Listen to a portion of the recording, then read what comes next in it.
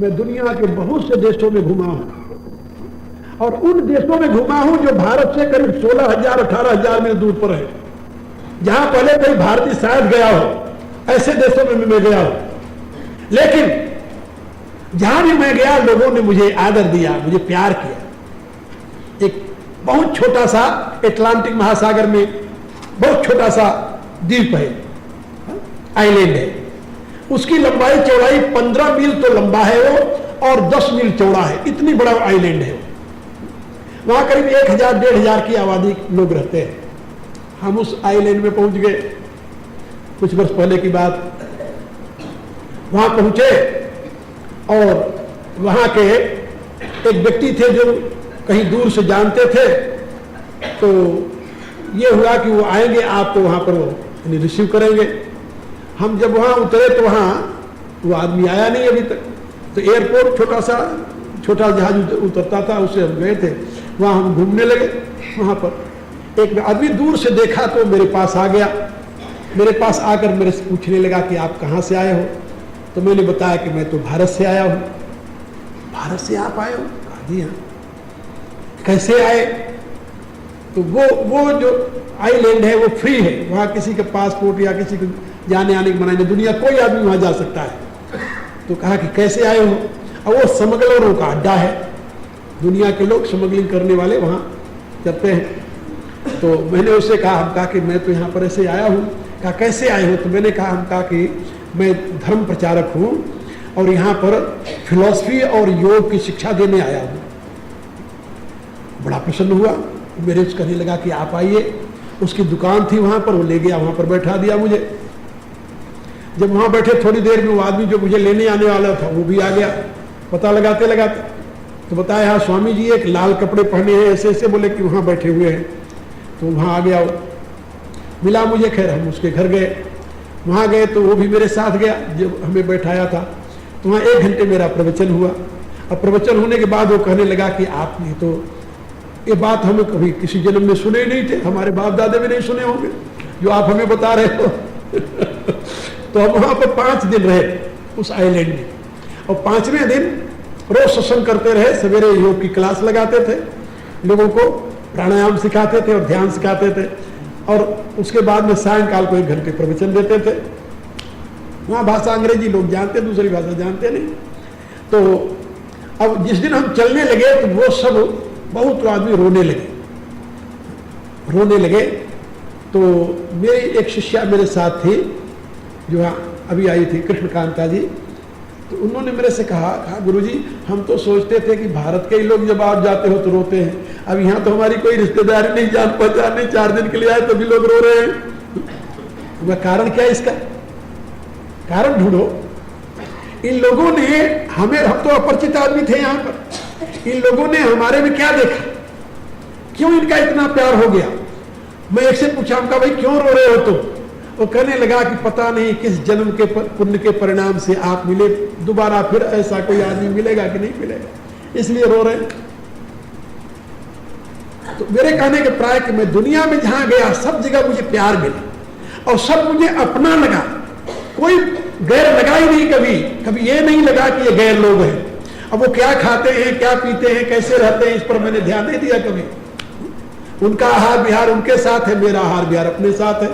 हम हमारे लोग पूछते थे क्या खाते हो, हम कहा कि दूध पीते हैं, फल खाते हैं, और दूध फल दुनिया में सब जगह मिल जाता है, जहां चले जाओ वहां दूध मिला, फल मिल जाएगा। तो मेरे कहने के प्राय व्यवहार से, आपका व्यवहार यदि आप दूसरे के हित की बात करेंगे और अपना कोई स्वार्थ नहीं रखेंगे तो दुनिया आपको प्यार करेगी, और यदि आपका स्वार्थ बढ़ता जाए तो आपका बाप ही आपको प्यार नहीं करेगा। दूसरे की बात छोड़िए, जिसको आप अपना मानते हो वही आपको प्यार नहीं करेगा। स्वार्थी स्त्री हो जाए तो पति की दृष्टि से गिर जाती है, स्वार्थी पति हो जाए तो स्त्री की दृष्टि से गिर जाता है, स्वार्थी लड़का हो जाए तो बाप की दृष्टि से गिर जाता है, स्वार्थी बाप हो जाए तो लड़के की दृष्टि से गिर जाता है, और स्वार्थी भाई हो जाए तो भाई की दृष्टि से गिर जाता है। दुनिया में जितने संबंध हैं वो तब तक हैं जब तक आप स्वार्थी न बने। जहां आपका स्वार्थ प्रबल हुआ वहां आपका संबंध विच्छेद हुआ, ये बात याद रखो। इसलिए मैं आप लोगों को बता रहा था कि भगवान कहते हैं आत्मा ही आत्मा व दूरात्मा। आपकी आत्मा ही आपका मित्र है, आपकी आत्मा ही आपका शत्रु है। आप अपने आप को चाहे अपना शत्रु बना लें, चाहे अपने आप को अपना मित्र बना ले, ये आपके ऊपर निर्भर करता है। इन्हीं शब्दों के साथ आज का सत्संग यहाँ विश्राम पाता है। कल फिर आपको मैं बहुत सी बातें इस विषय में बताऊंगा। ओम भूर्भुवः स्वः तत्सवितुर्वरेण्यं भर्गो देवस्य धीमहि धियो यो नः प्रचोदयात्। सर्वे भवन्तु सुखिनः, सर्वे सन्तु निरामयाः, सर्वे भद्राणि पश्यन्तु, मा कश्चित् दुःखभाग् भवेत्। ओम पूर्णमदः पूर्णमिदं पूर्णात् पूर्णमुदच्यते पूर्णस्य पूर्णमादाय पूर्णमेवावशिष्यते। ओम शांति शांति शांति। भगवान श्री राम की करुणा आप सभी के लिए सदैव कल्याण की दृष्टि करती रहे, यह मेरी आंतरिक शुभकामना।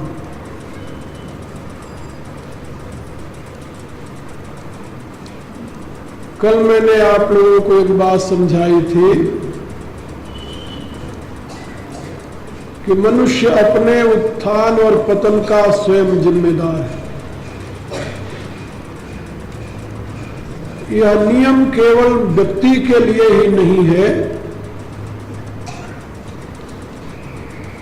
व्यक्ति, परिवार, जाति, समाज और राष्ट्र, इन चारों के ऊपर यही नियम लागू होता है।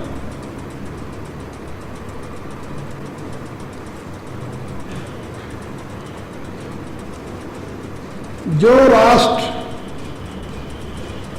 अपने उत्थान के लिए स्वयं प्रयत्न नहीं करता, स्वयं अपनी बुद्धि का प्रयोग नहीं करता,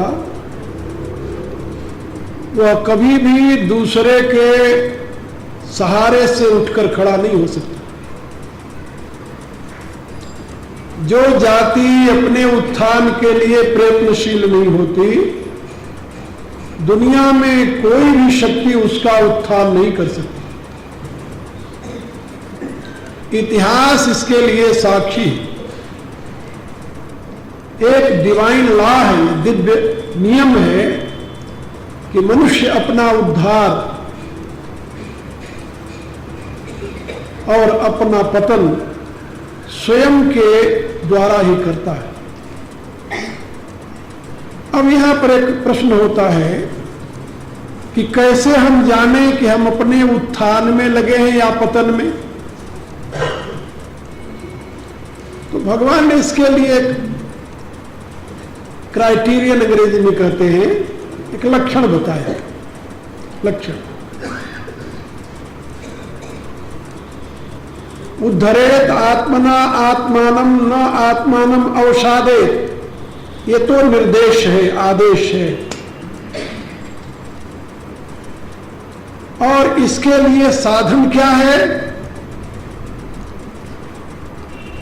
का आत्मैव ह्यात्मनो बंधुर आत्मैव रिपुरात्मन। क्योंकि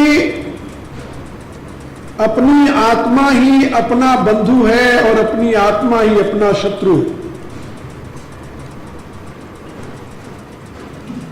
जिसकी आत्मा बंधुवत सुहृदवत कर्म करती है, उसका उत्थान हो जाता है, और जिसकी आत्मा शत्रुवत व्यवहार करती है, उसका पतन हो जाता है।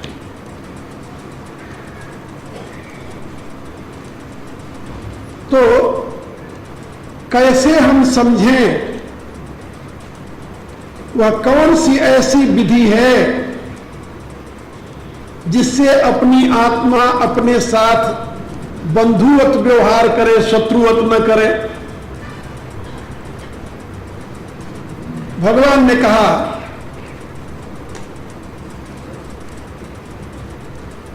दूसरे श्लोक में, यहां पर गीता 6ठे अध्याय के 3 श्लोक हैं, और मैं समझता हूं कि मानव समाज की उन्नति के लिए इससे बढ़िया उपाय किसी दूसरे शास्त्र में आपको नहीं मिलेगा। गीता को मैं केवल मोक्ष शास्त्र ही नहीं मानता, गीता समाज शास्त्र ही,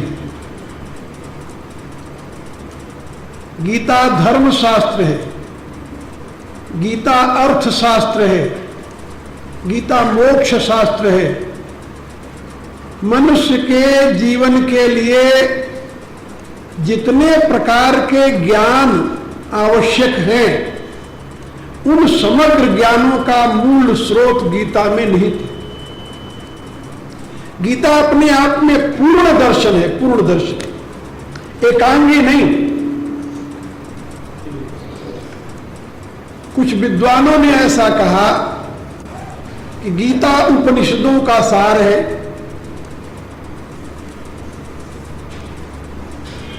लेकिन मेरे विचार से इतना कहने से गीता की महिमा बढ़ती नहीं, घटती। घटती कैसे है? ऐसे घटती है कि उपनिषदें जो हैं उनका प्रवचन ऋषियों ने किया है, और किसके लिए किया है? जिसने अपने गृहस्थ के सारे कर्मों को पूरा करके व त्याग करके केवल मोक्ष की अभिलाषा से प्रेरित हो, हाथ में सूखी लकड़ी लेकर के, समिधा लेकर के गुरु की तलाश की, अपनी जिज्ञासा को ऋषियों के सामने व्यक्त की। ऋषि ने कहा कि परीक्षा लेकर के तब मैं तुम्हें उपदेश दूंगा, और ऋषि ने परीक्षा लेने के पश्चात फिर उसे उपदेश दिया। किसका उपदेश दिया? मोक्ष धर्म का। इसका अभिप्राय यह है कि उपनिषदें जो हैं वो आपके व्यवहारिक जीवन का कोई ज्ञान आपको नहीं देती। उपनिषदों का ज्ञान उसके लिए है जो व्यवहारिक जगत से अब मुड़ चुका हो,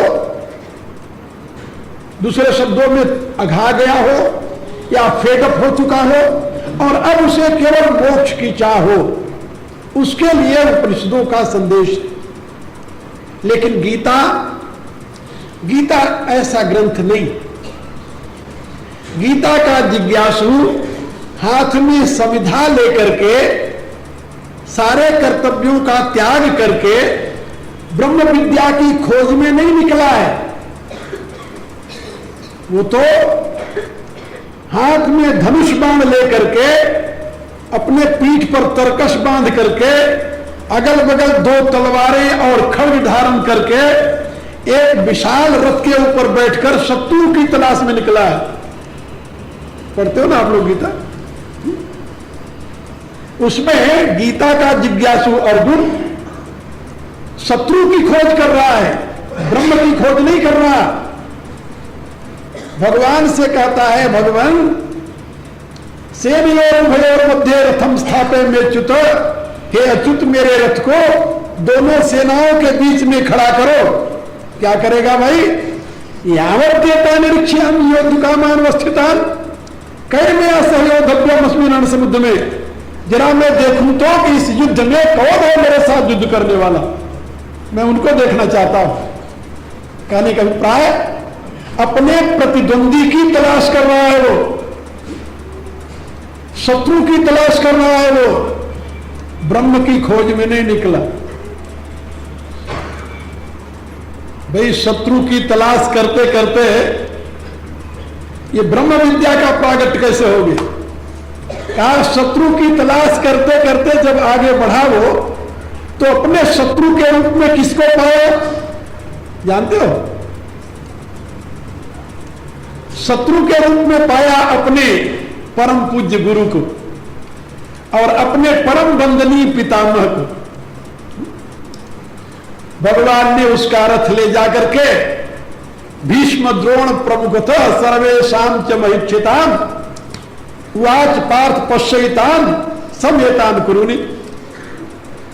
भगवान ने उसके रथ को ले जाकर दोनों सेनाओं के मध्य में, जहां भीष्म और द्रोण खड़े थे उनके सामने खड़ा कर दिया, और जहां उसके और कौरव वंश के लोग थे उनके सामने खड़ा कर दिया। कहा इनके साथ तुम्हें युद्ध करना, ये देख ले अपने शत्रुओं को। तुम कैसी विचित्र स्थिति है, जरा सोचो तो। एक महायोद्धा ब्रह्म की तलाश में नहीं, अपने शत्रु के अपहरणकर्ता शत्रुओं की तलाश में कमर कस करके अस्त्र शस्त्र से सुसज्जित होकर के समर भूमि में गया, और शत्रु की तलाश करते हुए उसे अपने सुहृद मिल गए जो कि शत्रु के रूप में खड़े थे। है दुख की बात ना। जिस पितामह की गोद में वो बड़ा हुआ, जिस गुरु द्रोण ने उसे वह विद्या प्रदान की जो अपने पुत्र को नहीं दिया, अपने पुत्र से भी अधिक प्यार करने वाले गुरु द्रोण और पिता के भी पूज्य पितामह भीष्म, उसके सामने अस्त्र शस्त्र से सज्जित हो रथ पर तैयार है। किसके लिए? उससे लड़ने के लिए। ऐसी स्थिति में उसका हृदय करुणा से भर गया। कृपया परया विष्णु अश्रुपूर्णाकुले क्षणम, आकुल नेत्रों में आंसू भर आए, हृदय कृपा से भर गया। इन वृद्ध जनों को, निर्गुण जनों को शत्रु के रूप में अपने सामने देखकर क्या मैं कभी धनुष बाण उठा सकता हूं? कातर होकर के पुकार उठा, कृष्ण न कांक्षे विजयम कृष्ण न च राज्यम सुखानि च। अरे राम राम राम, अहो पापम कर्तुम व्यवस्था। हे प्रभु, मुझे राज्य नहीं चाहिए, न कांक्षे विजयम कृष्ण।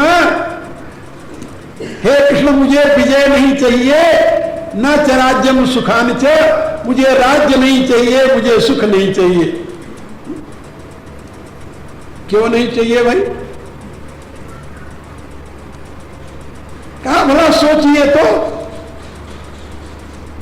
कथम भीष्म महम संख्य द्रोणम से मधुसूदन इस भी प्रतियोत्स्यामी पूजा रहा वरसूदन। भला मैं किस प्रकार से पितामह भीष्म और आचार्य द्रोण के सामने धनुष बाण चलाऊंगा? ये तो मेरे पूजा के पात्र हैं या बाण के पात्र हैं? कैसी स्थिति आ गई होगी उसके सामने।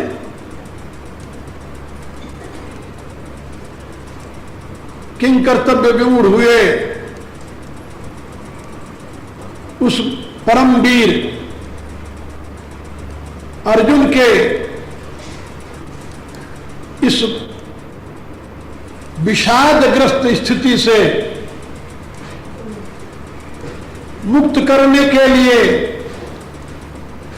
और उसे पुनः स्वधर्मनिष्ठ बनाकर लोक कल्याणार्थ युद्ध करने के लिए प्रेरित करते हुए भगवान का उपदेश प्रारंभ होता है। इसलिए गीता एक नीति शास्त्र है, गीता एक धर्म शास्त्र है, गीता एक कर्म शास्त्र है, और फिर गीता मोक्ष शास्त्र है। क्योंकि अर्जुन की प्रार्थना मोक्ष को प्राप्त करने की प्रार्थना है। भगवान से कहता है यस्या निश्चितम ब्रूहितन में शिष्यस्ते हम साधिमान त्वाम प्रपन्नम। आखिर में अपने आप को शिष्य रूप में समर्पित करते हुए प्रभु से प्रार्थना करता है कि हे करुणा निधान प्रभु, जिससे मेरा कल्याण हो, जिससे मेरा लोक और परलोक दोनों बने, वही मार्ग मुझे बताई। इसलिए भगवान ने वहां पर परलोक की सिद्धि का हेतु हेतु ब्रह्म विद्या और लोक की साधिका योग विद्या, इन दोनों का साथ साथ उपदेश दिया। और गीता का मुख्य विषय क्या है? ब्रह्म विद्यायाम योग शास्त्र। ब्रह्म विद्या मनुष्य के लिए, अंग्रेजी में बताऊं तो उसे कहते हैं थ्योरेटिकल एस्पेक्ट। वह पहलू है मनुष्य के जीवन के विकास के लिए जिसको आप दर्शन के रूप में, तत्व विज्ञान के रूप में जानते हैं। और योग विद्या वह विद्या है जिससे आपको कर्म विज्ञान का बोध होता है। तत्व विज्ञान और कर्म विज्ञान, इन दोनों में क्या अंतर है ये भी समझ लो। आजकल जो मेडिकल प्रोसेस चला है उसमें डॉक्टर को इतना तो पता है कि इस दवा में इस प्रकार के सॉल्ट हैं और इस रोग में इसको देने से फायदा होगा। यह भी पूरा पता है कि नहीं, लेकिन पढ़ा है उसने और अपने पढ़ाई के अनुसार उसने वो दवाई उसे दे दी। लेकिन ये सॉल्ट कैसे निकाले जाते हैं, कैसे बनते हैं, कहां से आते हैं, इसका मूल प्रोसेस क्या है, इस विषय में वो अनभिज्ञ इस विषय का उसे बोध नहीं है। वो तो ट्रेडमार्क लगा हुआ है, अमुक कंपनी का ऐसा बनता है, दे दिया आपको। आप यदि अच्छा हो जाए तो आपका सौभाग्य है और यदि आपको रिएक्शन कर जाए तो आपका दुर्भाग्य है। उसने तो जो पढ़ा था वैसे आपको दे दे।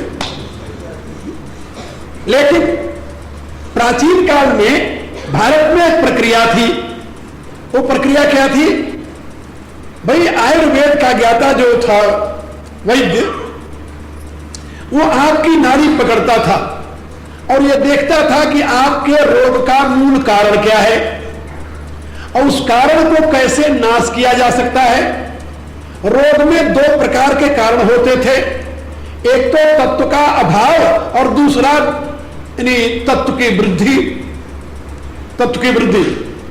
यानी विपरीत तत्व की वृद्धि और आवश्यक तत्व का अभाव, दोनों से रोग होता है। केवल अभाव से ही रोग नहीं होता, वृद्धि से भी रोग होता है, अभाव से भी रोग होता है। अब आयुर्वेद का ज्ञाता नब्ज पकड़ करके जान जाता था कि आपके रोग में क्या कारण है। यदि वो तो वृद्धि से रोग हुआ है तो उसके निवारण का उपाय वो देखता था कि किस औषधि से इस वृद्धि का निवारण होगा।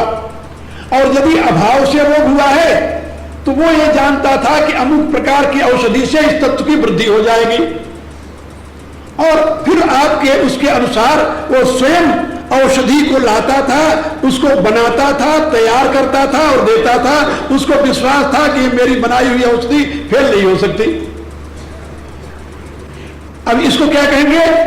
इसको कहेंगे ब्रह्म विद्या और योग शास्त्र, जिसमें व्यक्ति दोनों प्रकार के ज्ञान से, प्रैक्टिकल एंड थ्योरी ऐसे समझ लो, दोनों प्रकार के ज्ञान से युक्त हो। वो तो होता है पूर्ण ज्ञानी, उस विषय का पूर्ण विशेषज्ञ। और जो एक प्रकार का ज्ञान तो है, दूसरे प्रकार का ज्ञान नहीं है। ये जो औषधियां बनाते हैं, जितनी बड़ी बड़ी कंपनियां हैं, उनके जो बनाने वाले, उनसे पूछो कि ये जो बना रहे हो दवाइयां किस रोग पर काम आएंगी, कहते हमें पता नहीं, हमें तो नुस्खा मिला है और उसके अनुसार हम दवाई बनाकर दे रहे हैं। डॉक्टर को ये पता नहीं दवाई कैसे बनती है और बनाने वाले को पता नहीं कि प्रयोग कैसे होता है। दोनों का ज्ञान अधूरा है। लेकिन आयुर्वेद का जो विद्वान था उसको दोनों का बोध था कि दवाई ऐसे बनती है, उस रोग पर प्रयोग होता है। तो हमारे यहां भारतीय जीवन व्यवस्था में एक ऐसी दृष्टि ऋषियों ने दी है जो अपने आप में कंप्लीट है, परफेक्ट है। और उस परफेक्ट ज्ञान में दो पहलू हैं, एक बोधात्मक और दूसरा क्रियात्मक। एक से तत्वबोध होता है और दूसरे से उसका प्रयोग होता है। तो जिससे तत्व का बोध होता है उसको कहते हैं ब्रह्म विद्या, और जिसको प्रयोगात्मक ज्ञान है उसको कहते हैं योग शास्त्र। तो गीता को आप जब पढ़ते हैं क्या आखिर में पढ़ते हैं? ब्रह्म विद्यायाम योग शास्त्रे, दोनों चीजें। तो गीता ब्रह्म विद्या है और गीता योग शास्त्र है। ब्रह्म विद्या आपको मोक्ष प्रदान करती है, सीमा से मुक्त कर देती है, और योग शास्त्र आपको वर्तमान जीवन जीने की कला सिखाता है। वर्तमान जीवन जीने की कला, वर्तमान जीवन जीते हुए आप बंधन में न पड़े, यह तो योग शास्त्र का विषय है। और जिस बोध से आपको यह कला प्राप्त होती है वो ब्रह्म विद्या का विषय है। तो गीता में दोनों है, ब्रह्म विद्या और योग शास्त्र। अब जैसे भगवान ने एक श्लोक में आपको आदेश दे दिया, उद्धरेत आत्मना आत्मानम न आत्मानम अवसादेत, अपनी आत्मा के द्वारा अपना उद्धार करो, अपने को ऊपर उठाओ, अपने आप को डुबो नहीं। आत्मयो आत्मनो बंधुर आत्मयो रिपुरात्मना, अपने उत्थान के तुम स्वयं जिम्मेदार हो।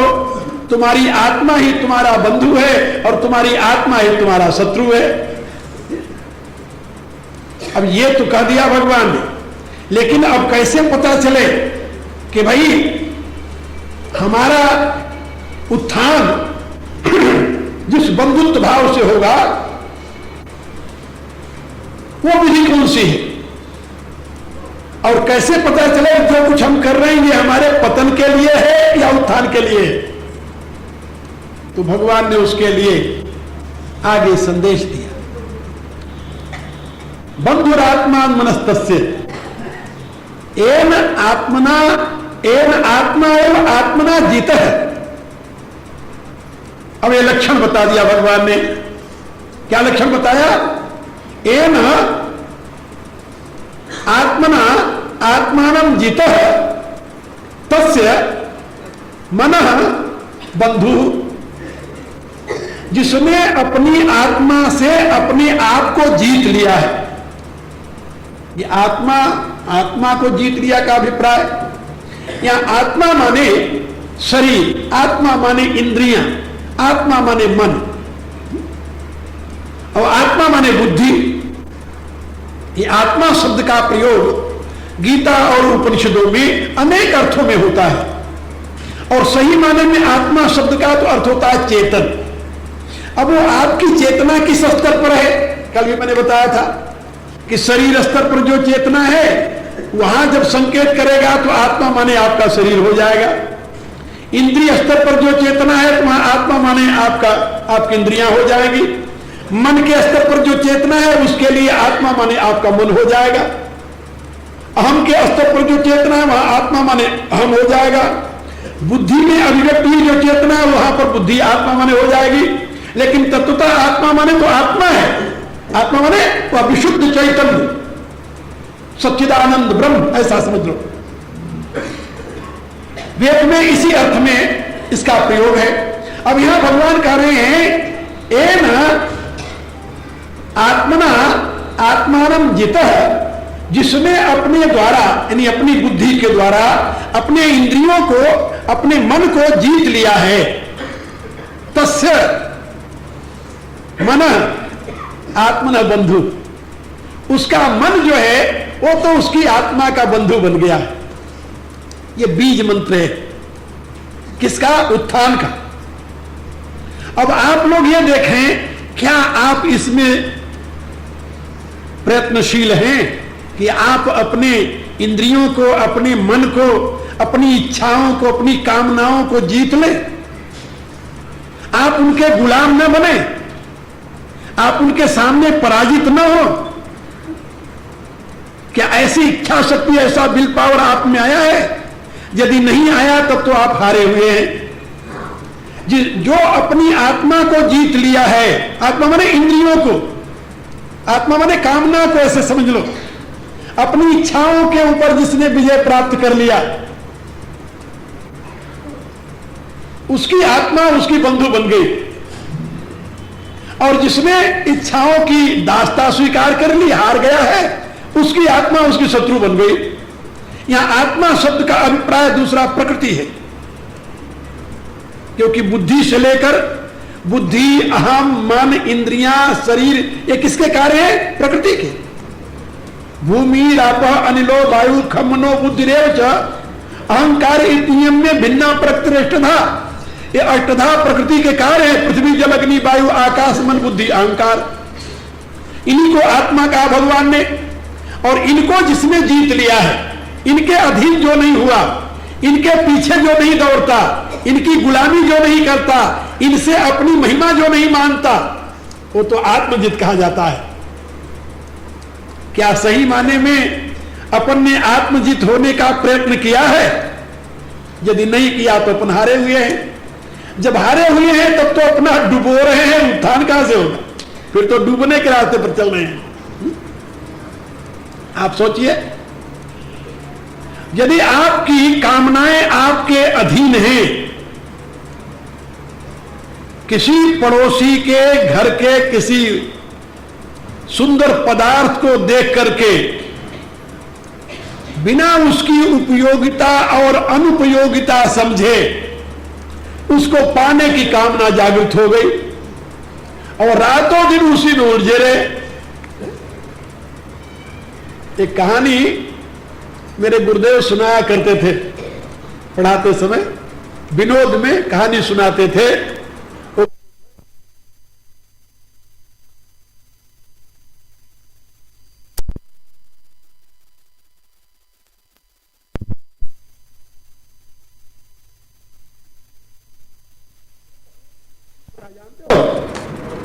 एक वैश्य परिवार रहता था, उसके घर में रोज कलह होता था सवेरे से शाम तक।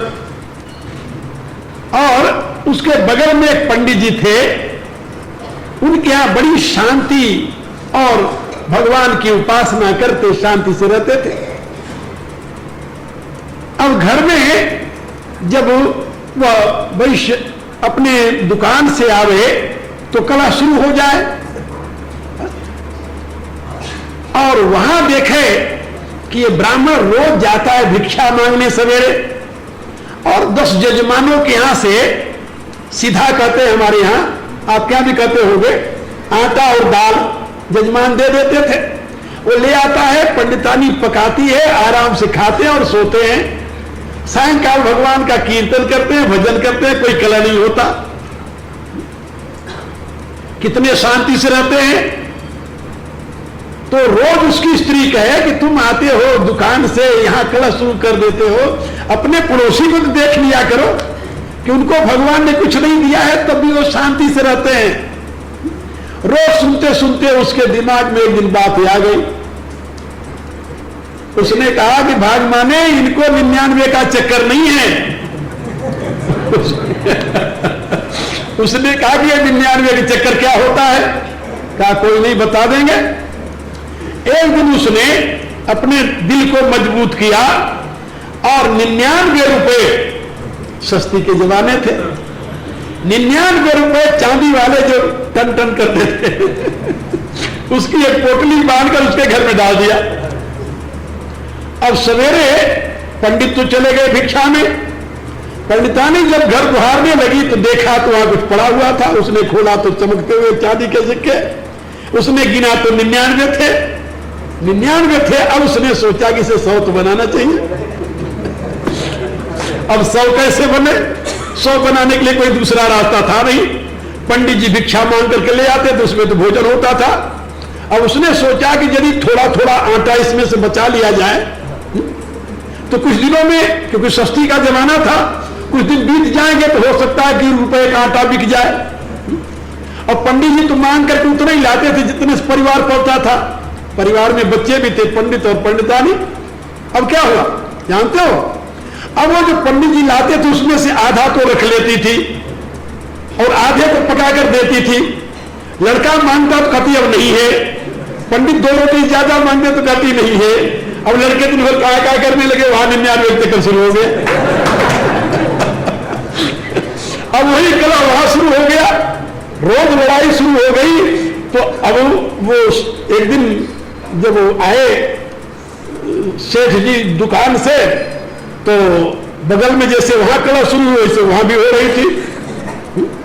तो उनकी सेठानी ने कहा क्या बात हो गई, इतने वर्षों तक कितने शांति से पंडित पंडितानी बच्चे रहते थे, अब उनके ऊपर क्या भीड़ आ गई जो वहां भी कला शुरू हो गई। कहा देवी वो भी 99 चक्कर में पड़ गए हैं। अब वो चाहती है कि वो 99 का 100 बना ले। तो ये मेरे कहने का मतलब है कि आदमी का लोभ 99 से 100 बनाने की जहां पर वृत्ति आई, तो 100 हो जाए, पूरा हो जाए, अधूरा क्यों रहे। यदि बगल वाले के यहां 100 है तो अपने 1000 हो जाए, 1000 है तो लाख हो जाए, लाख हो तो करोड़ हो जाए। अरे कहीं उसका अंत है भले आदमी नहीं। भारत की एक देवी हुई है, मैं विदेशियों को भी सुनाया करता हूं कि भारत में एक महिला हुई है। लोग कहते हैं स्त्रियां बड़ी लालची होती हैं, पुरुष तो अपने इच्छाओं को कंट्रोल भी कर ले, लेकिन ये देवियां नहीं करने देती। देवियां क्षमा करना तुम लोग नहीं कर रहा हूं लेकिन बहुत ऐसी होती हैं। तो लोग कहते हैं कि देवियां जो हैं ये नहीं करने देती, ये और लगाए रहती है कि ये भी होना चाहिए, ये भी होना चाहिए, ये भी होना चाहिए। देखो मेरे सहेली क्या ये, हमारे नहीं है, हमारे पड़ोसी क्या है, हमारे नहीं है, आदि आदि कहकर प्रेरित करती रहती है।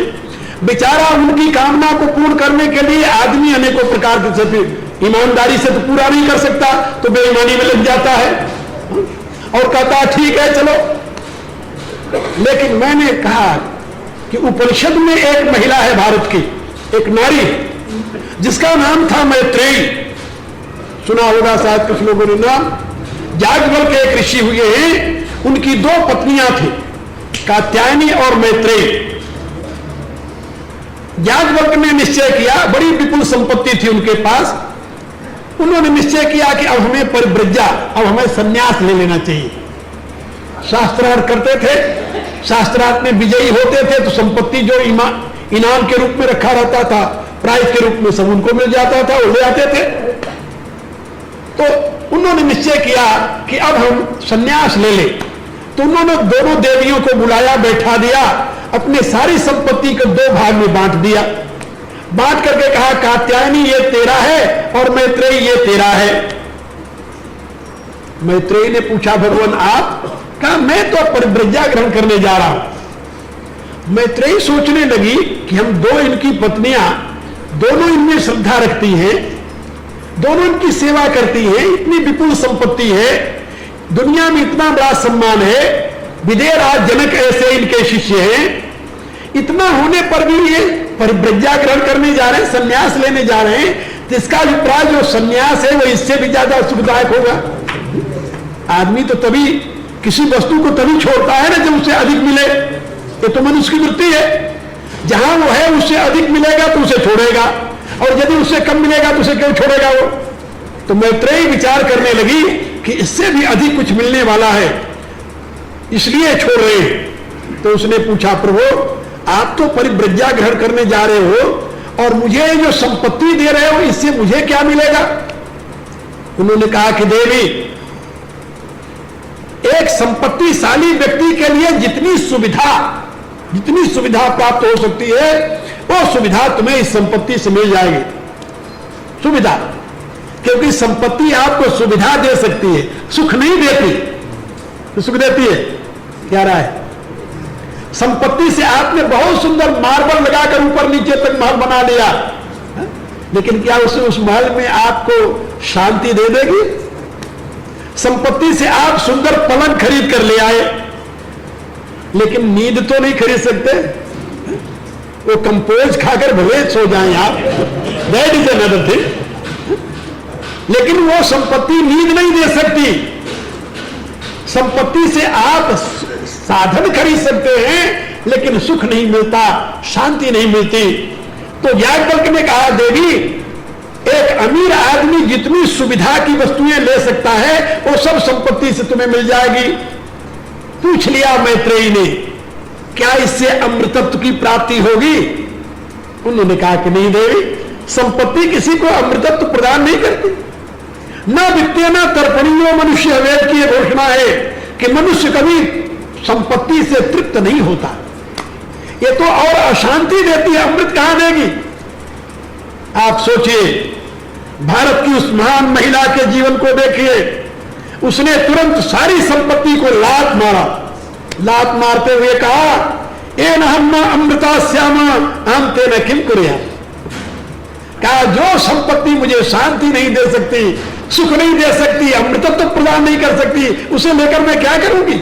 ऐसा करके उसने ठोकर मार दी, नहीं चाहिए मुझे कोई संपत्ति आपकी। याज्ञवल्क्य ने जब मैत्रेयी की ये बात सुनी, उनका हृदय प्यार से भर गया, गदगद हो गए। उन्होंने कहा, देवी मैं जानता था कि तू सही में उस तत्व की अधिकारिणी है। वहां पर मैत्रेयी को दिया हुआ याज्ञवल्क्य का उपदेश हमारे यहां उपनिषद विज्ञान कोश में अपना महत्वपूर्ण स्थान रखता है, महत्वपूर्ण स्थान रखता है। मैत्रेयी और याज्ञवल्क्य का संवाद है बृहदारण्यक उपनिषद में। तो मैं आप लोगों को यह बता रहा था कि भारत की एक महिला, मैं लोगों से कहता हूं कि केवल मैत्रेयी के इस वाक्य को यदि तुम लोग याद रखो कि एन हम न अमृता श्यामा हम तेन किम कुर्याम, तो तुम्हारा कल्याण हो जाएगा। कभी आसक्ति में नहीं फंसोगे। जो तुम्हें शांति और अमृतत्व प्रदान करने में सक्षम नहीं है, उसको लेकर तुम क्या करोगे। तेन हम किम कुर्याम, क्या करूंगी लेकर उसे, यह सोचना शुरू कर दो। यदि किसी वस्तु के प्रति तुम्हारी वृत्ति बनती है, मन दौड़ता है, तो सोचो कि इससे तुम्हें क्या मिलेगा, उसके परिणाम में जो मिलने वाला है क्या तुम्हारे अपने आप के उत्थान में हेतु है। यदि नहीं है तो उसे लेकर क्या करोगे भले आदमी, तुम सोचो।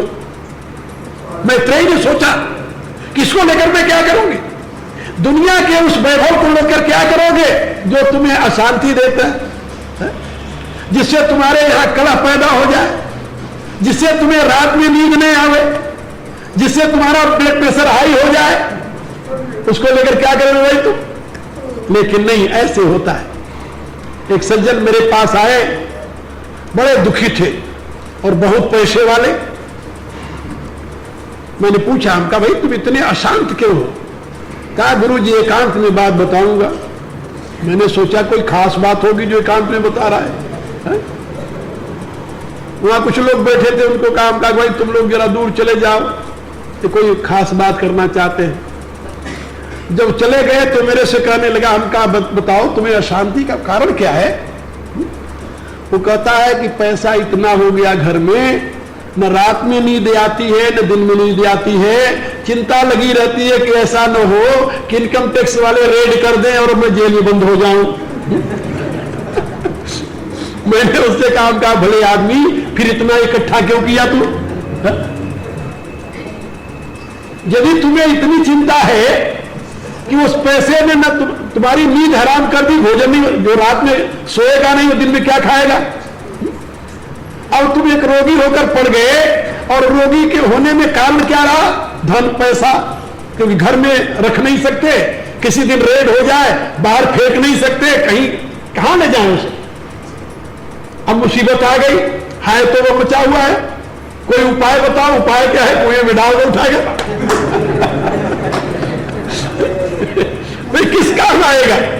लेकिन आदमी ये नहीं सोचता, जो रातों दिन उसको इकट्ठा करने में लगा हुआ है, वो आदमी ये नहीं सोचता कि ये मुझे क्या देगा। और यदि आप सोचो, आप संग्रह वृत्ति से, परिग्रह वृत्ति से मुक्त हो जाओ, तो क्या आपको कभी दुख मिल सकता है और समाज दुखी हो सकता है क्या। नहीं होगा। यदि व्यक्ति होर्डिंग न करे तो समाज कभी दुखी नहीं हो सकता। भारत आज दुनिया में एक गरीब देश के रूप में जाना जाता है, गरीब देश के रूप में। और भारतीय नेताओं के जितने रुपए विदेश में जमा हैं, यदि वो रुपए भारत में आ जाएं तो इसकी सारे कर्ज पूरे कर सकते हैं जो विदेशों से इकट्ठा किया है। लेकिन नहीं, और वो विदेश में जमा करने वाले कुछ तो मर गए और कुछ मरने के रास्ते पर है। उनसे पूछो तुम्हें किस काम आएगा। लेकिन नहीं, क्या कहा जाए, यहां लोग, आप सोचो, ऊपर से लेकर जो चोटी पर बैठा हुआ है, जिसको आप राष्ट्रपति या प्राइम मिनिस्टर किसको कहो, वहां से लेकर चपरासी तक आज लूट में लगा हुआ है और सब देख रहे हैं। और उनके सामने जाओ तो इतना अच्छा आपको उपदेश दे देंगे, क्या पूछना। और उससे पूछो कि भाई इसको लेकर करोगे क्या तुम, लेकिन नहीं, वो भर्तृहरि वाली कहानी, तृष्णा न जरना वही में उजरना, कहते तृष्णा बूढ़ी नहीं हुई, हम बूढ़े हो गए। इसलिए मैं आप लोगों से निवेदन कर रहा था कि जब किसी तरफ आपका मन दौड़े तो आप मन से पूछो कि उसको लेकर क्या करोगे तुम, तुम्हारे कोई काम की वस्तु है, काम की वस्तु है तो जरूर लो, उससे तुम्हारा उत्थान होगा, यदि उत्थान होगा जरूर लो। इसीलिए भगवान ने कहा बंधुरात्मा मनस्तस्य एवं आत्मा आत्मनाजित है, जिसने अपने द्वारा अपने आप को जीत लिया है उसका मन उसका मित्र हो जाता है, बंधु हो जाता है। आपने अपने आप को जीत लिया क्या? यहां तो कदम कदम पर हार रहे हैं, कदम कदम सरेंडर कर देते हैं। किसके सामने? जिसकी कोई कीमत नहीं है उसके सामने सरेंडर करते हैं। एक व्यक्ति के सामने सरेंडर कर दे तभी शोभा देता है, लेकिन आप सरेंडर किसके सामने करते हैं? कागज के टुकड़ों के सामने। इसके सामने सरेंडर होते हैं, कागज के टुकड़ों के सामने जिसका कोई मूल्य नहीं है, मिट्टी का मूल्य है। और आप जानते हैं ना, दुनिया में जो बहुत आवश्यक वस्तु है वो आपको परमात्मा ने फ्री दिया है, और जो उससे कम आवश्यक है उसका कुछ मूल्य लगा है। लेकिन जो बिल्कुल आवश्यक नहीं है वो सबसे मूल्यवान चीज है दुनिया में। सबसे मूल्यवान चीज क्या है? जिसकी कोई आवश्यकता नहीं आपको। देखते जाओ, आप रह सकते हैं बिना ऑक्सीजन के? नहीं रह सकते। एक क्षण जी सकते हैं? नहीं जी सकते। इसका क्या पेमेंट करते हैं आप? दिन भर जो ऑक्सीजन लेते हैं, आप कोई पेमेंट देते हैं? कुछ नहीं देते। अरे पहले तो इसकी शुद्धि के लिए सवेरे उठ करके यज्ञ करते थे, अब वो भी बंद हो गया। सवेरे उठ करके जो यज्ञ करने की प्रक्रिया थी किसके लिए थी? कृतज्ञता प्रकट करते थे इस एटमोस्फियर के प्रति, इस ऑक्सीजन, इस वायुमंडल के प्रति हम अपनी कृतज्ञता प्रकट करते थे। और वायुमंडल के निर्माण में 4 देवताओं का मुख्य स्थान होता है, 4 देवताओं का। इसलिए उन चारों देवताओं के नाम पर आहुति डालते थे। चारों देवताओं, सूर्य का मुख्य स्थान है, वायु का मुख्य स्थान है, अग्नि का मुख्य स्थान है और वरुण का मुख्य स्थान है। इन 4 देवताओं का मुख्य स्थान है और इनके नाम पर आहुति डालते थे। क्या कहते थे? इदम अग्ने स्वाहा, इदम अग्ने इदम नमः, यही कहते थे। अग्ने स्वाहा, अग्नि के लिए ये समर्पण है, ये अग्नि का है, मेरा नहीं है। वायवे स्वाहा इदम वायवे इदम नमः, सूर्याय स्वाहा इदम सूर्याय इदम नमः, यही कहते थे ना। अब वो बंद हो गया। अब उस दाता के प्रति कृतज्ञता व्यक्त करने के लिए भी हम तैयार नहीं है, वो भी भूल गए, उसको व्यर्थ का काम मान लिया, जबकि वो बहुत सार्थक काम था। एक बात हो गई। और बिना उसके हम जी नहीं सकते, वो फ्री मिल रहा है। उससे कम कीमती है पानी। हवा के बिना तो नहीं रह सकते, पानी के बिना तो रह सकते हो थोड़े दिन, लेकिन अधिक दिन तक नहीं रह सकते। पानी सबसे सस्ता है सस्ता नहीं? सबसे सस्ता पानी है। हमारे यहां शास्त्रकारों ने बताया कि यदि तुम्हारे घर पर अतिथि आ जाए और तुम्हारे पास कुछ नहीं है तो तुम्हारे पास 2 चीज तो है ना, मीठी वाणी, 1 लोटा पानी, वो दे दो। आइए जी, विराजिए जी, जल पीजिए जी, क्या गया तुम्हारा। लेकिन नहीं, इतना भी नहीं लोग कर पाते। तो अब पानी से और कम कीमती है अन्न, कम आवश्यक है। बिना अन्न के आदमी रह जाता है, बहुत दिनों तक रह जाता है, उसकी पानी से जरा ज्यादा कीमत है। ऐसे नापते जाएं आप, और अंत में आपको आएगा सामने धातु, सोना, चांदी, हीरे आदि। इनकी कोई आवश्यकता है आपको? अरबों आदमी इस दुनिया में बिना उसके रह रहे हैं और सुख से रह रहे हैं, लेकिन सबसे कीमती वही है जिसकी कोई आवश्यकता नहीं, वो सबसे मूल्यवान है। और यदि वो आपके पास हो और अन्न पानी न हो तो आप मर जाए भूखे। न उसे खा सकते हैं, न पी सकते हैं, न ओढ़ सकते हैं, न बिछा सकते हैं। आपके किसी काम में आने वाला वो पदार्थ नहीं है, लेकिन फिर भी आप उसके लिए मरते रहते हैं, उसी की चिंता में लगे रहते हैं। और आजकल के कागज के नोट, बड़ा इनकी कौन सी उपयोगिता है आपके लिए, जिनको बंडल के बंडल इकट्ठा करके रखते रहते हो? कोई उपयोगिता है? बैंक में पड़ा हुआ है, इतनी है ना, बैंक में है, प्रयोग तो कोई दूसरा कर रहा, आप तो ये नहीं कर रहे, केवल अपने अहम की तुष्टि के लिए रातों दिन कर रहे हैं। तो भगवान पूछते हैं कि क्या आपकी आत्मा ने अपने आप को जीत लिया है? देखो, try to introspect, try to see inside, कोशिश करो अपने अंदर देखने की। यदि अंदर देख करके तुम्हारा मन कहे हाँ हम जीत लिए अपने आप को, फिर तो तुम्हारी आत्मा तुम्हारा बंधु है, फिर तो तुम्हारे उत्थान में हेतु बन जाएगी हो, फिर तो तुम अपने उत्थान में सक्षम हो जाओगे। एक बात याद रखो, काम करने की कई दृष्टियां हैं, कई दृष्टियां।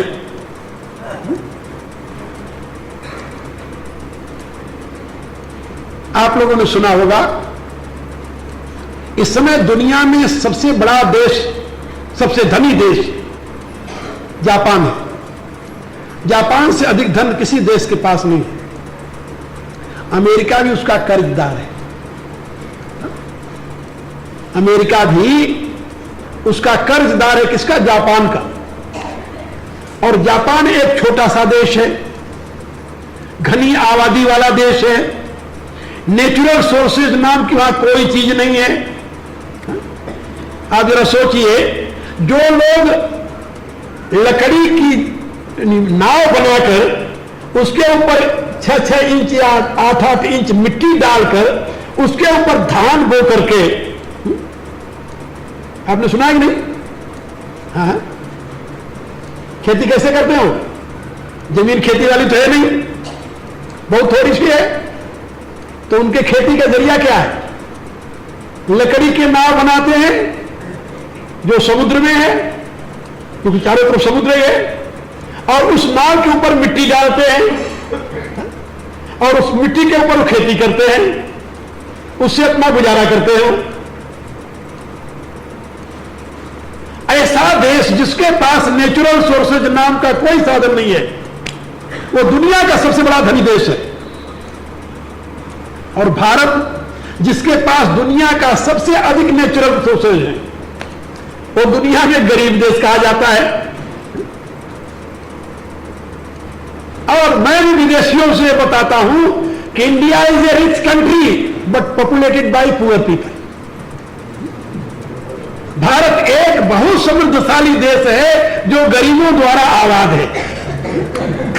गरीबों द्वारा आबाद क्यों गई? इसलिए कि नेचुरल सोर्सेस तो हैं, उनका प्रयोग करने के लिए सबसे पहले चाहिए बुद्धि।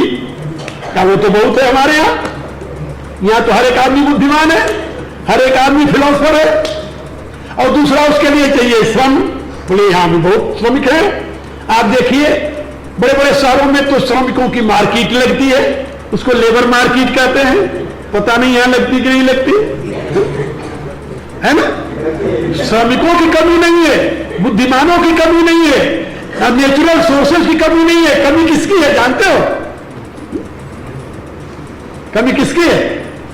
प्रबंधक की, गुड ऑर्गेनाइजेशन।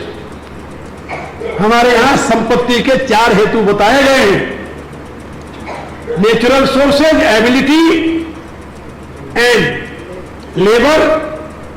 इन तीनों के साथ होना चाहिए good organisation. But there is no good organisation, there is no good government. आज से नहीं, 47 वर्षों से हम रो रहे बैठे बैठे। और आपको यह जानकर आश्चर्य होगा, आप लोगों में से कोई कभी बिहार गया हो तो देख सकता है, नेचुरल सोर्सेज बिहार की पहाड़ियों में भरे पड़े हैं। कोयले की खदान वहां है, सुना होगा, सारे भारत में वहां से कोयला जाता है। और भी बहुत से नेचर सोर्सेज है, और सबसे गरीब प्रांत वो है। और वहां के मजदूर आप चाहे भारत के किसी कोने में देख लो, और वहां पर मीलों चले जाइए, मीलों आपको बंजर भूमि के सिवा कुछ नहीं मिलेगी, मीलों। यदि वहां पानी की व्यवस्था कर दी जाए, उनको वहां खेती करने की व्यवस्था दे दी जाए, तो ही वो अमीर बन जाएंगे, फिर उनको दर दर दौड़ने की क्या जरूरत पड़ेगी। लेकिन जैसे ही वो है, वैसे उनके लिए सरकार मिल जाती है, यथा प्रजा तथा राजा। आप सोचिए, पहले वहां हमेशा वोटबाजी होती है जाति के नाम पर। हमारे जाति का दुष्ट आदमी है, लेकिन है तो हमारी जाति का, उसको हम वोट देंगे, और अच्छा आदमी हमारी जाति का नहीं, उसे वोट नहीं देंगे। इसलिए वहां पर कैसे कैसे शासक हुए हैं अब तक देख लीजिए, 47 वर्षों की देन है वो। तो मैं आप लोग क्यों नहीं बता रहा था कि मनुष्य के जीवन के विकास में जिन पदार्थों की अत्यंत आवश्यकता है, वो बड़ी आसानी से उसे प्राप्त हो सकते हैं यदि वो अपनी बुद्धि का प्रयोग करे तो। और जिन वस्तुओं की कोई आवश्यकता नहीं है, उसके लिए वो मरता रहता है, यही उसके दुख का मूल हेतु है। भगवान ये समझा रहे हैं कि पहले तुम अपनी बुद्धि से काम लो, और बुद्धि से हर एक वस्तु को देखो जिसके लिए तुम प्रयत्नशील हो, क्या वो तुम्हारे लिए उपयोगी है। यदि उपयोगी है तो बहुत अच्छी बात। एक व्यक्ति को शौक आया एंटीक इकट्ठा करने की। एंटीक जानते हो, पुरानी चीजें। वो जहां कहीं बाजार में जाए तो जो पुरानी चीजें मिले उसको खरीद ले वो, और एंटीक बड़े महंगे बिकते हैं। कोई चीज यदि पुरानी हो जाए तो बहुत महंगी बिकती है वो। अब एंटीक खरीदने की उसे शौक हो गया, जहां जाए कोई पुरानी चीज ले आवे, अपने कमरे में रख दे। अब कुछ वर्षों के पश्चात उसका कमरा जो था वो क्या बन गया, कबाड़ खाना। कबाड़ खाना बन गया वो। और जितनी वो चीजें इकट्ठा किया, जिस पर पैसा खर्च किया, उससे कोई लाभ हुआ? कोई लाभ नहीं। कबाड़ खाना कमरा बन गया, गंदगी का ढेर लग गया, क्योंकि सारी पुरानी चीजें लाकर वहां रखा और मिला कुछ नहीं। और ऐसे पूछो कि ऐसा क्यों करते हो? कहता मेरी हॉबी है ये। अब आप सोचिए, ऐसे बिना मतलब के काम में मनुष्य अपनी जिंदगी बिताता है। गीता आपको यह सिखाती है कि कोई भी काम करना हो पहले उस पर विचार करना। बिना सोचे यदि तुम काम करोगे, बिना सोचे संग्रह करोगे, बिना सोचे किसी वस्तु के लिए धरोगे, किसी पदार्थ की कामना करोगे, तो तुम्हें दुनिया में कोई ऐसी ताकत नहीं जो दुख से बचा सके। याद रखो। और कोई दुनिया में ऐसी ताकत नहीं जो तुम्हारा उद्धार कर सके, माने तुम्हें ऊपर उठा सके। तुम अपने आप को नीचे गिराने में तत्पर रहोगे।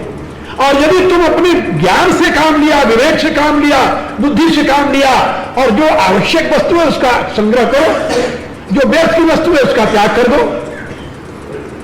पैसे की उपयोगिता है। हमारे यहां योग दर्शन में, योग शास्त्र की बात इसलिए मैं बता रहा हूं, योग शास्त्र में इस प्रकृति के पदार्थ को भोग और अपवर्ग की पूर्ति के लिए बताया गया है। पतंजलि कहता है भोगापूर्गार्थम दृश्य। ये दृश्य जगत जो है ये बड़ा उपयोगी है। लोग कहते हैं दुनिया तो पाप के घर है। नहीं, ना ना ना, ये विश्व तो परमात्मा की विभूति है। क्या है? परमात्मा की विभूति। यहां कोई भी पदार्थ व्यर्थ नहीं है, या व्यर्थ का नहीं है। परमात्मा की विभूति व्यर्थ कैसे हो सकती है? और यह परमात्मा की विभूति तुम्हारे कल्याण के लिए है। लेकिन जब तुम बिना जाने, बिना सोचे, बिना समझे उसका संग्रह करने लगते हो, तो वही तुम्हारे दुख में हेतु बन जाती है। जो सुख का हेतु है वही दुख का कारण बन जाता है। आप जरा कल्पना करो, ये दुनिया की जितनी चीजें हैं, इसमें से कौन ऐसी वस्तु है जिसका धर्म दुख है? किसी का नहीं। दुनिया में 5 ही चीजें तो हैं, पृथ्वी, जल, अग्नि, वायु, आकाश। ये और कोई छठी वस्तु है? जितने धातु है पृथ्वी के वेरिएशन है। और क्या है? इन पांचों में कौन ऐसा वस्तु है जिसका परिणाम दुख हो, जिसका स्वभाव दुख हो, जिसका यानी नेचर जिसके दुख हो? कोई नहीं है। ये सब दुख के साधन नहीं है, याद रखो। इसीलिए मैं कहा करता हूं कि ये दुनिया जो है तो आनंद का स्रोत है, क्योंकि हमारे यहां वेदांत में समझाया गया आनंदात खलेमान भूतान जायन्ते। ये आनंद में परमात्मा की विभूति है, परमात्मा से ये दुनिया प्रकट हुई है, परमात्मा में ही अवस्थित है, परमात्मा में ही लीन हो जाती है। ये दुख रूप कैसे हो सकती है? हाँ, बौद्धों ने दुनिया को दुख रूप माना, और जो आजकल हमारे यहां ये प्रथा चल पड़ी ना कि संसार तो दुख का घर है, ये बौद्धों की देन है। वैदिक साहित्य में नहीं है ऐसा कहीं। वैदिक साहित्य में तो इस दुनिया को परमात्मा की विभूति बताया गया है। ततो विराट जायत विराजो अधिपुरुष सजातो त्रिस्त पश्चात भोगमथो पुर, वेद का मंत्र है। उसमें बताया ये विराट विश्व परमात्मा से प्रकट हुआ है, इसलिए तो परमात्मा स्वरूप है। यहां दुख नाम की कोई चीज नहीं है। तो दुख कहां से आता है? उसके दुरुपयोग से। जो वस्तु जिसके लिए है उसके विपरीत यदि तुम उसका प्रयोग करोगे तुम्हें दुख होगा। अग्नि न हो तो आपका जीवन रह सकता है? नहीं रह सकता। और अग्नि में कूदकर आप यदि जलना चाहे तो अग्नि क्या करेगी? सोचो पहले।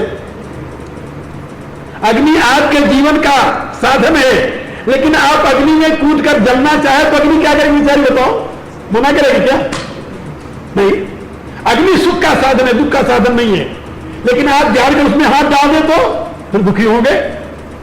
पानी बिना आप रह सकते हैं? क्षण नहीं रह सकते। बिना पानी के शरीर ही नहीं रहता। यदि आपको उल्टी या कह आ जाए, कोई रोग हो जाए, पानी निकल जाए तो एक बार नाम से तो हो जाएगा, तुरंत पानी चढ़ाते हैं। तो बिना पानी के आपका शरीर नहीं रह सकता। लेकिन आप जब पानी में छलांग लगाकर डूबकर मरना चाहे तो पानी क्या करेगा? जो वस्तु आपके सुख के लिए है, आपके हित के लिए है, आपके कल्याण के लिए है, उसी का यदि आप दुरुपयोग करते हैं तो पदार्थ क्या करेगा? इसमें पदार्थ का कोई दोष नहीं है। इसलिए याद रखो, दुनिया में जितने पदार्थ हैं सब मनुष्य के कल्याण के लिए, मनुष्य को दुख देने के लिए नहीं है वो। लेकिन मनुष्य अपनी बुद्धि के दुरुपयोग से उससे दुखी होता है। दुख में कारण वो पदार्थ नहीं, दुख में कारण मनुष्य की दुर्बुद्धि है। समझे? अब भगवान यही समझा रहे हैं कि यदि तुमने अपनी बुद्धि के द्वारा अपने आप को जीत लिया तब तो ये संसार तुम्हारे लिए सुख का साधन बन जाएगा, तुम्हारा बंधु हो जाएगा। और यदि तुमने अपनी बुद्धि के प्रकाश में अपने आप को नहीं जीता तो यही संसार तुम्हारे लिए विपत्ति में हेतु बन जाएगा, तुम्हारा शत्रु बन जाएगा। संसार शत्रु कब बनता है? जब तुम अपने आप को जीतने में समर्थ नहीं होते, जब तुम पराजित हो जाते हो। किससे पराजित होते हो? दूसरे से नहीं, अपने